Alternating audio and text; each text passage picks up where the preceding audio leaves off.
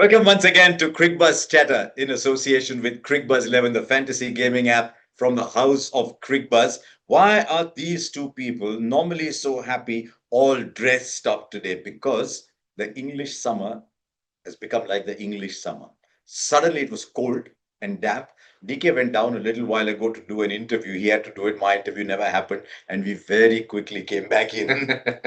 It is true because this is what you come to expect when you come to England. Starts off sunny, sometimes grey clouds will say, okay, the ball will move a bit, but most importantly, it gets cold. And that's what happened today. A bit of rain around the corner. And the interesting thing is they called off play at about 3 or 4 minutes past 6 o'clock because the drizzle came. And the rules say that if it's after 6 o'clock, after scheduled close of play, you don't add on time for the overs. And then it never rained after that. And at the moment, as I look left, the ground is bathed in sunshine. So that's the way it goes. But we always talk about day three as a moving day. It moved, but we don't quite know the destination yet. It moved a little bit. So that's where we are. India lead by 96. 2 full days left. It's been a very exciting test match from a viewer point of view, but I think India should be disappointed. At quite a few points in this test match, with the bat, with the ball, they've been in some strong positions and they have actually squandered it. And that is not something that a good team would do. But this is a very young team, so we have to understand that these are things that would happen in the start of their journey, and hopefully it doesn't happen too often. But they definitely were in pole position a lot of times before they let it go. The day actually started off well because for India to come back into this game, they had to get rid of either Brook or Pope early without bowling a no ball. And they got that early. And I was actually very happy that Prasidh Krishna got that wicket because I thought it would lift him. Jury's out whether it actually did lift him, but I thought that was a good omen.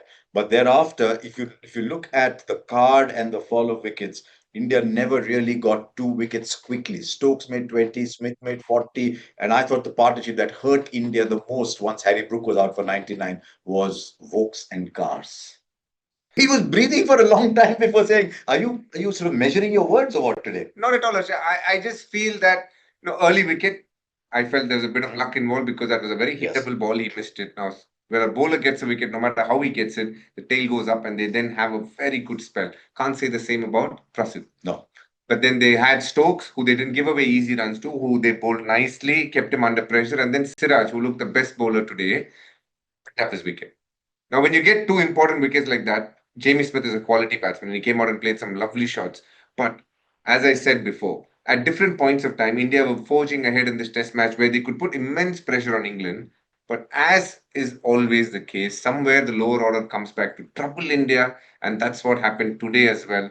If Bumrah doesn't have a good day, then India's bowling at times has really looked pedestrian. And that's what happened today. Bumrah didn't have his best day today. I know he's picked up five. That's largely because of how well he bowled in the start, or rather the start of England's innings when he picked up three. Today wasn't his best day. He was trying hard. He bowled much straighter than he should have. Where he didn't get it going, I think India actually found it really hard because it was amazing to think that in England, where the pitch is supposed to do something, when it didn't, they went to short bowling and they did well. Actually, they put pressure. They got the wicket of Jamie Smith, but they continued for so long that easy runs did come through. They didn't back themselves to bowl length to get a lower order batter out. You can always say, if they could have tried that and why didn't they continue bowling short ball? That's always something we're never going to know. But I thought we gave away a few runs too many to the tailenders. It was 276 for 5, I think, at one point. So about 190 from the bottom five. Now, I'm going to temper that a little bit because I don't think Jamie Smith is a bottom five batter. Correct. So if you look at how many they got from the bottom four, well over 100 runs from the last four, and it's starting to become a pattern. And the pattern is when the cat is away, the mice will run. When Bumrah is away, the tail will run. And at one point, I saw Bumrah walk off the field. I think after he had pulled a 4 over spell with the second new ball, I saw Bumrah just walk away and he looked tired. And I thought that doesn't look very good. Then the short ball ploy with the second new ball began. At one point, there was point on the boundary. There's a fine third on the boundary. There was a fine leg on the boundary, long leg on the boundary, deep mid wicket was on the boundary, and there were two catches at square leg. I thought at that moment that if the batter wanted to speak to somebody, he would have had to shout. There's nobody around him. What did you make of that short ball play? Did they overdo it? Because it was a new ball. They didn't try to swing the new ball. And okay, my little pet peeve, I'll come to it right away. I was watching from up there, and I saw Shardul Thakur come from long leg and come and stand around where the umpire or whatever could be. And he looked around and he looked around, hoping that somebody would see him. And then he went back to mid wicket. And I thought, like you advertise cars with ABS, automatic braking system, it was anybody but Shardul today. Quite a nice analogy. But let me put it this way from my point of view, having been in teams where I've been part of, where they've tried the short ball ploy, it is very good. But it is Yes. not sustainable for long periods of time because two things happen. A, the batter could get used to it. Also, if the batter gets set, then he tends to get one too many runs. And the last thing, which is actually the most troublesome thing, it takes a lot out of the bowler Yes. to bowl sustained short ball plans. That is the only thing that could Shubman Gill have thought about something a little different. But it also brought about the wicket of Bryden Cars. He was not comfortable with the short ball, but he got his runs before he got out. And then they bowled okay to Chris Wokes, but who played very nicely. I mean, he is somebody who can contribute at number eight. He's not he's no mug with the bat. So you can't fault the Indian team too much, but there is one area which they definitely let themselves fielding. The number of catches dropped, Pabden Duckett, then they dropped Harry Brook quite a few times. So these are things that will come back to haunt them. At the end, when we see the score line, we'll not know these things. I mean, if Yashasvi Jaiswal had been indoors, he would have dropped all the glasses. It was just one of those days. I can feel for him because I've seen him pluck off some fantastic catches.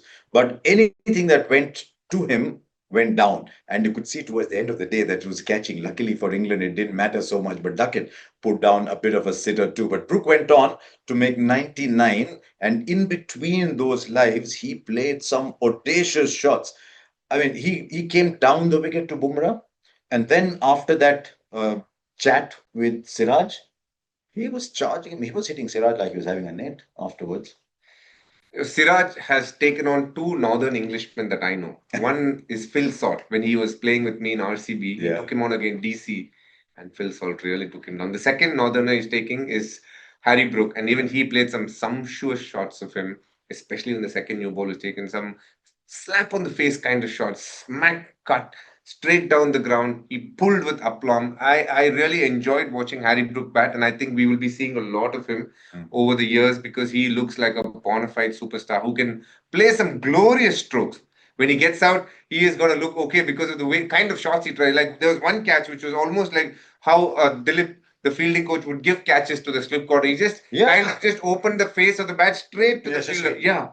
And you're thinking, why did he play that shot? But that's what you get from a Harry Brook. He's going to play some wonderful shots. In between that, some shots which makes you think, wow, why did that happen? But at the end of it all, it was a knock that was laced with good-looking shots. And then this happened. Oh, Bumrah. When that went down. But yeah, I think Brook's going to be a really good player because he's got that streak of arrogance about him as well, saying I'll take you on as well. And yeah, the banter with Siraj went one way. I don't know if it actually works for Siraj. If he needs something to fire him up, I can understand. But he came out second best in here. And it's how it goes sometimes that your luck, you ride your luck, you ride your luck, you ride your luck, and just when you need it, it goes away. That little flap shot that he played, Shardul Thakur did not have to move anywhere, and the catch was taken. In fact, he said after he got it, like he didn't see it for a long time. He said, I couldn't see it. And luckily, at the end, he just ended up taking it. Another Shardul Thakur decision that I think Team India's management needs to look at. If they're not going to trust his bowling, why are they playing? Exactly. That is definitely a decision that needs to be taken because there was a very interesting incident. Last over before tea. Yes. Shubman Gill bowled in, brought Shardul Thakur. He removed his sweater, gave it to the umpire. When he was about to bowl, he just saw Bumrah, and Bumrah was given an okay to bowl. He was not in the field for some time. He was given an okay to bowl. He then told Shardul, please wait. I'll give it to Bumrah. And as Bumrah does, came in, bowled that one over, caught the wicket of Chris Wokes. So you can't fault Shubman Gill because he looks at Bumrah as that generational fast bowler, his go-to man. When I need anything, it is Bumrah first, everybody else later. But if you're not going to trust a bowler, then pick him. Why have you played him? I understand when you play four fast bowlers, you're not going to give equal opportunities for Shardul, but I don't think there was an opportunity itself. When he did bowl, he actually didn't bowl very nicely. But to give 6 overs when you've bowled so much is not a great picture. I feel bad for Shardul, but I can understand what a Shubman is thinking. He gets more pressure in, or rather, he's able to put more pressure on England when the other bowlers are bowling. What I would like to see after this, and we'll never get to see it because ideally it should happen indoors and we should not get to know about it, is what is the conversation that has taken place between Gill and Thakur. If Gill has managed to tell Shardul why he did what he did with an arm round his shoulder and a smile, you can understand because at the moment, Shardul Thakur is thinking a lot like I did when I first made my school team. Should I really be here? Do they want me? I'm just going from mid on to mid on, batting 11 and not bowling. That happens to everybody in school. So I just hope that is taken care of. But the batting highlight of the day, till we got to KL Rahul at the end, was Harry Brook. As I said, there's just that touch of arrogance about Harry Brook. He was on a winning spree today, isn't he? With catches being put down, getting his 99. Like him, you too can be on a winning spree. All you need to do is to take part in the exciting contests on the Cricbuzz 11 app. It looked for a while that Harry Brook was playing that kind of game, that he was playing for free and he was looking to win big. But as I said, I thought India looking a little insipid whenever Bumrah was not there. Bumrah was getting tired, and so that partnership between Vokes and Cars made the difference between a lead of 6 and a lead of 50-55. So the first innings got evened out. I thought at the end of that innings that actually England were marginally ahead in the game because the third innings is always very tricky in a high scoring game. చెయ్యండి. అదేంటి ఇప్పుడు Great minds think alike. అయ్యో I know it's like he just called himself great. I call you great, and I just joined that bandwagon on the back of it. Yeah, but I've seen so many games, especially one of my favorite test matches was Adelaide 2003-4, just a little before you made your debut, where Australia made 556 and India won. Because when the first two innings of a high scoring game level out, then the danger is for the innings team batting third. Because for them to win, they have to put up a score, give themselves enough time to then win in the fourth innings. If they do badly in the third innings, the team batting fourth has an opportunity. And each of the last four test matches here has been won by the team chasing, and at one point, even chasing 359. So, from that point of view, little disappointed. Yashasvi went early, but that brings me to KL Rahul once again.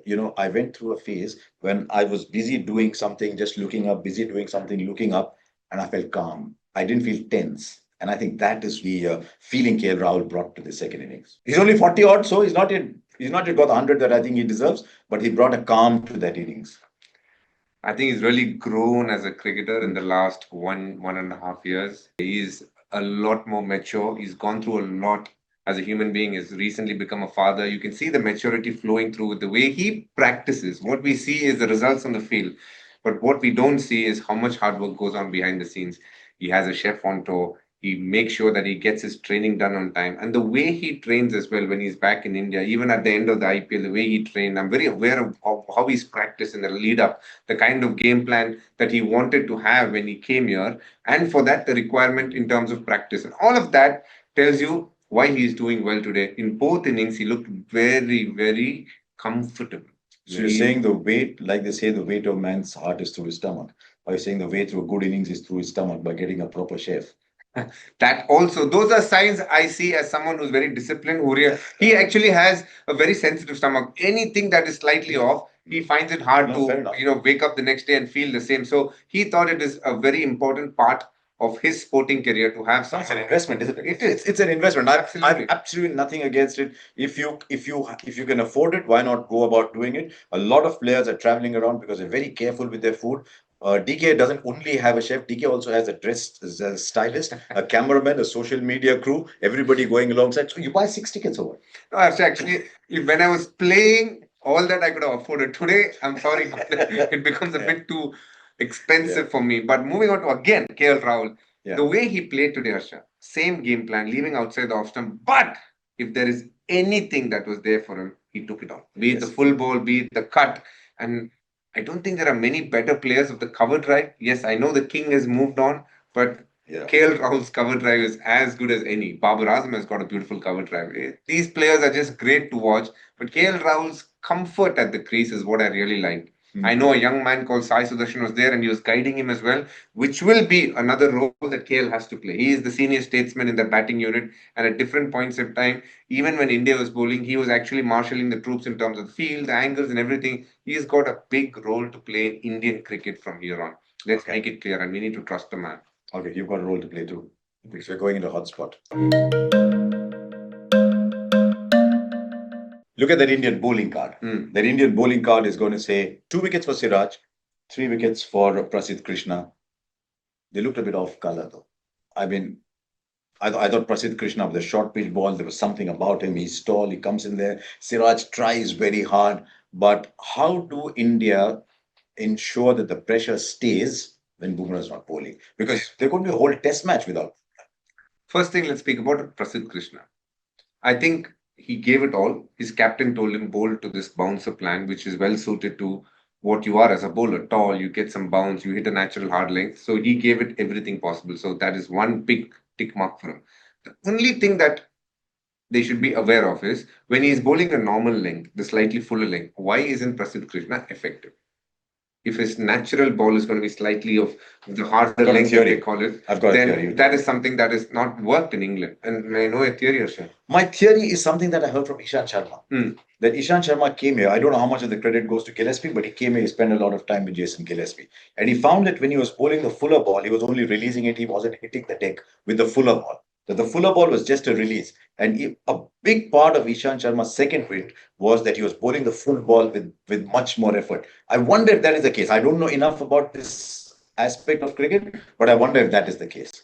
I think what Ishan Sharma has gone through with Jason Gillespie is good, but it is a very not an easy skill to achieve. That is where county helps you because if you bowl the natural length that Prasidh is bowling, you will not find wickets. You need to get fuller, but you can't float it out there. You need to release it and hit the deck. So that comes with time. You need to practice with certain amount of, and your release point changes a little bit, and also the way you land at the crease, the small technical things that will enable you to do that. It is not like one day you think, okay, I want to bowl full and I want to hit that. It won't happen like that. There's a little more to it. And I'm sure those nuances were improved by Ishan Sharma, and that is something Prasidh needs to look at. So that is Prasidh. Now, Siraj, I thought he started very ordinarily on day 2 when he just started bowling, got better with each spell, but even at the fag end of it, I thought he was tired. He tried the short ball as well. It didn't work for long periods of time. He went for quite a few runs in that phase. And he needs to still back his stock ball, his outswing, and not just keep depending on the wobble seam here, because it becomes even more effective if he's able to mix both. And I just feel, again, just like Prasidh is releasing it a little bit at length, he needs to hit that length, which he is good at. That's his natural skill. At one point, around the second new ball, India had conceded something like 77 runs in 11 overs or something like that. I looked at the numbers there, but I could not agree with you more. That wobble seam used to bowl a beautiful outswinger. It will come back. But a lot of you are wondering, we've talked about Siraj, we've talked about Prasidh, we've talked about KL, we've mentioned Sai Sudarshan in passing, we've talked about Harry Brook. What about the man who I believe is an absolute jewel? He's a jewel. He's the best cricketer in the world at the moment. Yes, he wasn't at his very best today. He still conjured up a 5 wicket haul today. He's now got 12 5 wicket hauls outside India, which is as much as Kapil Dev got in an entire season. Ishan Sharma got 9, by the way. So that's a very good number. Zahir and Irfan Pathan. Irfan Pathan 7 and 15 is a fantastic number. But Jasprit Bumrah 12 fifers. He's got 14 in all. And I mean, I like his equanimity because he's producing chances. No one's taking the catches. So he just said, I'll knock the stump over for the last 2. He is, in my books, the world's most valuable cricketer. Yes. There is no one like him playing the sport today across formats. At any point in the game, can anyone playing the sport today make the impact that he is able to make? No. And I'll just start and stop there. He is a legend. We always talk about Hall of Famers, all-time great 11. I don't think you can put any 11 in the world without Jasprit Bumrah in it. No, in fact, I work a lot with Michael Vaughan. He'll be on Cricbuzz Chatter as this series goes along as well. He says he's simply the best bowler that he's ever seen. Since he started playing cricket, watching cricket, he's the best bowler that he's seen. They're making comparisons with Wasim Akram, with Malcolm Marshall. My own thing on that is, let's wait. Harsha, but 200 wickets, any fast bowler has taken in the history of the Under game. 20, right?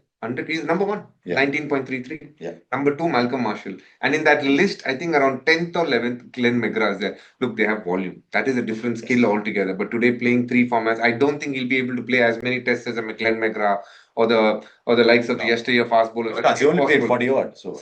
But what he has achieved in this time time frame that he has played is exceptional, stupendous, marvelous. Absolutely. When Bumrah is in such form, Indian fans are the real winners. But you know what? 100% winners on the Cricbuzz 11 app when you can play for free. So download the app. You may not become a Bumrah, but you could still win.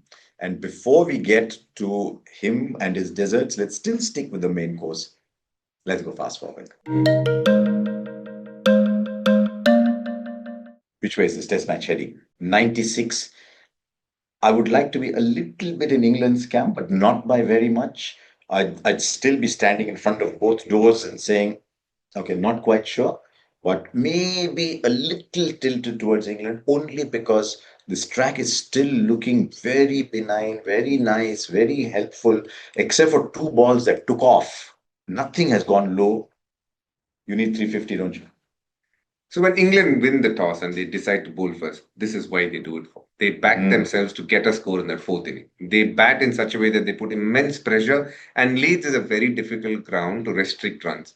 So if you had asked England, they'd be very happy in this current position. They'd back themselves to get a couple of early wickets, and they know even if India get to 280, 300, they will back themselves to get it in a day, because that is why in the Baz Stokes era, they haven't drawn any game. It's either a win or a loss because they go after a target, and they've had one drawn game, which was a rain affected game, which tells you everything. So, as of now, even though India have had so many moments where they've been ahead and could have stamped their authority, sadly, England will be the dressing room, which is slightly happier. They know they have work to do, but England will be the happier dressing room as we sit here today, according to me.